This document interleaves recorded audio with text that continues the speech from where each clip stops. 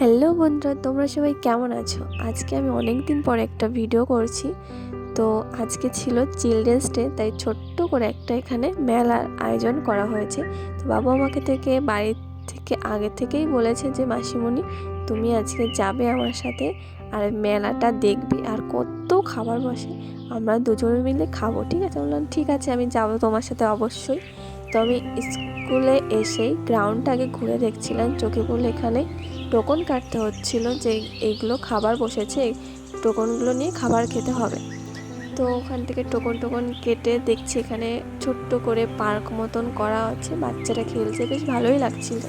আর আমি এদিকে একটা স্টেজ করা ছিল, তো আমি ওখানে একটু পোস্ট পাস নিচ্ছিলাম, এই আর কি। তো দিদিকে বললাম আমাকে একটা ভিডিও করে দাও, তো একটু ভিডিও করে দিল। আর এখানে বাবু এসেছিলো যে আমি এখানে উঠবো, তো ওখানে গিয়ে একটু দাঁড়িয়েছিলাম। আর এই যে খাবার সব মেনু ছিল, এদিকে ঘুরে টুরে গিয়ে আমরা দেখছিলাম কি কি খাবার বসেছে। তো এদিকে মোমো বসেছে, তো মোমো তো আমার ফেভারিট অলরেডি।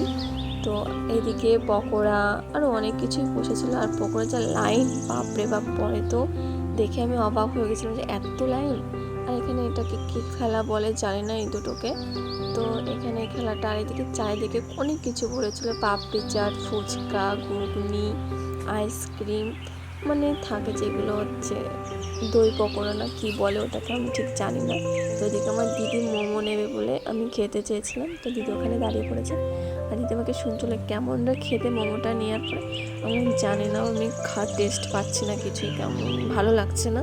তো এখানে সবই স্কুলের ম্যামেরাই রান্নাবান্না করেছে, আর এদিকে ম্যামেরাই দোকানপাটে দিয়েছে, মানে বাইরের লোক এখানে অ্যালাউ নেই, শুধু স্কুলের ম্যাম স্যার আর স্কুলের বাচ্চাদের গার্জিয়ান, তাছাড়া এখানে অন্যদের অ্যালাউ নেই। তো আমরা এখান থেকে বেশ ঘুরে ঘুরে দেখছিলাম। এদিকে আমার বাবু এসছি, তো আমার বাবুকে এখানে খুঁজেই পাওয়া যাচ্ছে না, ফ্রেন্ডসদের সাথে দেখা হয়েছে, তো ওদের কাছেই চলে গেছে। দেখো প্যান্টটাকে পুরো নোংরা করে দিচ্ছে, বকছিল, প্যান্টটা আমার দিদি পরিষ্কার করে দিচ্ছিল, বকছিল, আমি একটা ভিডিও করছি, ও হাসছিল, তো বেশ মজাই লাগছিল।